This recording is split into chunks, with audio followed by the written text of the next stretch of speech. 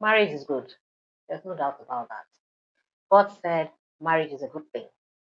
Marriage is seen as a blessing from the beginning of creation because God said that it is not good that man should be alone.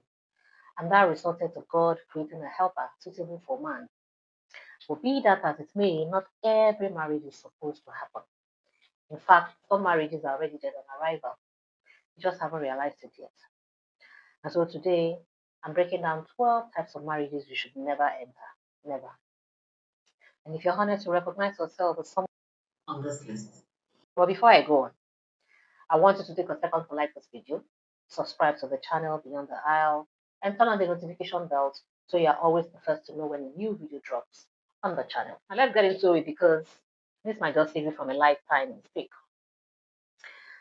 The first type of marriage to avoid is the immigration marriage. This is when love takes the backseat and documents take the wheel. The supposed significant other is marrying you for your passport. I said it. Once the visa is secured, the emotional connection disappears. Suddenly, the person you loved becomes a stranger. If the foundation is paperwork and not partnership, then the marriage will feel like a transaction. But of course, you just may not know the person's true intention. And it's at this point that prayer, discernment, and the likes comes in. The second type of marriage to run from is expiry date marriage. This is the kind of marriage that already has a silent countdown.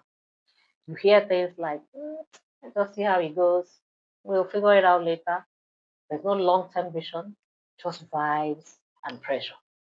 Now, if both of you are not building forever, then trust me, I just delaying a breakup. Then there is a third called rebound marriage. This one is dangerous because it feels like healing, but it's actually destruction. You are not in love with your partner, you're just in pain from your ex.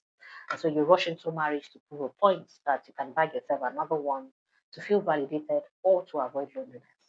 My dear, healing is not found in another human being. If you don't fix yourself, you will bleed on someone who didn't cut you. The fourth type of marriage to avoid is the fire exit marriage. This is called an escape plan disguised as love. You are trying to run away from a toxic home, financial struggles, family pressure, whatever kind of struggles and pressure you are under. And so marriage becomes your way out. But if you enter marriage as an escape, you will eventually feel trapped again, but this time in a different environment. The fifth type of marriage to run from is a sympathetic marriage. You marry out of pity rather than for love. Perhaps your partner suffered. Maybe their story touched you. Maybe you felt sorry for them, but sympathy cannot sustain a marriage. Eventually, resentment will replace compassion. And then you have the evangelistic marriage. This is the sixth kind of marriage to avoid at all costs. This is when you marry someone because you want to change or save them. You believe she will change after marriage. She will become better with time. My dear, marriage is not a rehabilitation center. If you marry potential instead of reality, you will suffer reality. Then there's the missionary marriage, which is the seventh kind of marriage. This is very similar to the sixth kind of marriage, which is the evangelistic marriage. But the missionary kind of marriage is way more deeper. Here, you see yourself as someone sent to fix their life, their habits, their mindset. But the problem with this kind of marriage is that you are not their partner, you are their project. Don't love you back. And there is the accidental marriage, which is the eighth kind of marriage. This happens when life forces your hand. Unexpected pregnancy, family pressure, cultural expectations. So instead of choosing marriage, you fall into it. Marriage should be intentional, it should not be incidental. The ninth kind of marriage to avoid totally is the falsely proposed marriage. This is a marriage built on deception. Maybe the proposal was pressured, maybe the intentions were false, the promises were never real.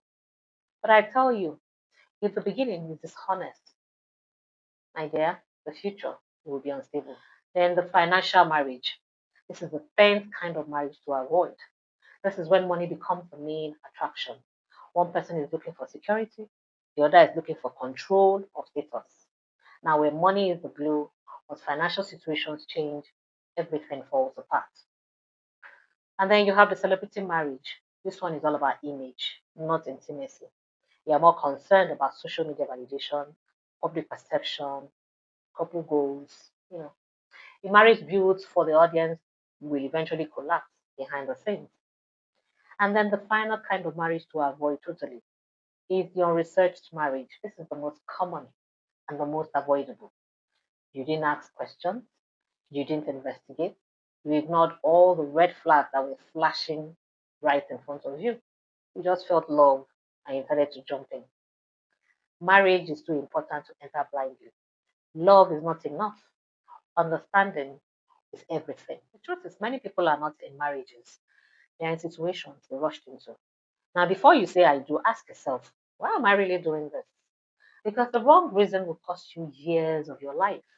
If this opened your eyes, share this video to someone you know needs to see this before they make a decision they can't undo.